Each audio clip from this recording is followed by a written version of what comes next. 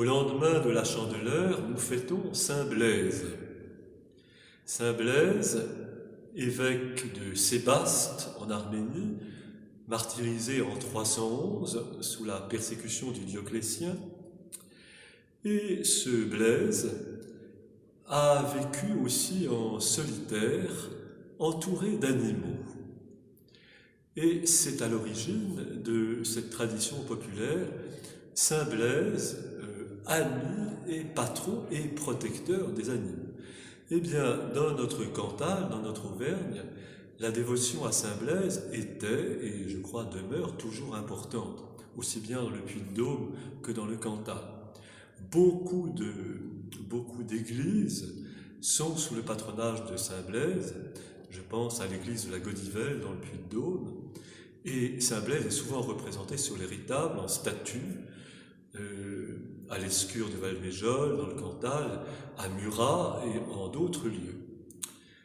Saint Blaise est en concurrence, souvent les saints sont aussi en concurrence, avec Saint Roch et avec Saint Marie pour la protection des animaux.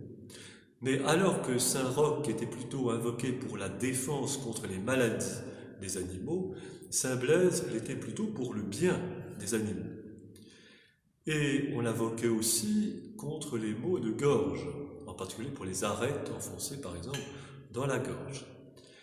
Et il y a aussi les cierges de la Saint-Blaise. Nous sommes au lendemain de la Chandeleur, où les cierges, comme je l'expliquais, sont très importants. Mais à la Saint-Blaise aussi, parce que lorsque Saint Blaise était conduit au martyre en prison, une femme lui apportait des cierges pour vivre dans sa prison. D'où aussi le lien des cierges avec Saint Blaise. Et puis Saint Blaise, connu dans les campagnes pour la bénédiction du sel pour les animaux.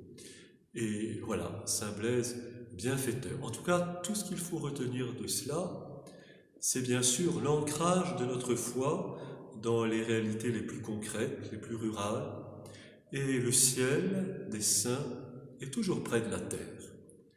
Et Jésus lui-même, il est dit de lui qu'il vivait entre les anges et les bêtes.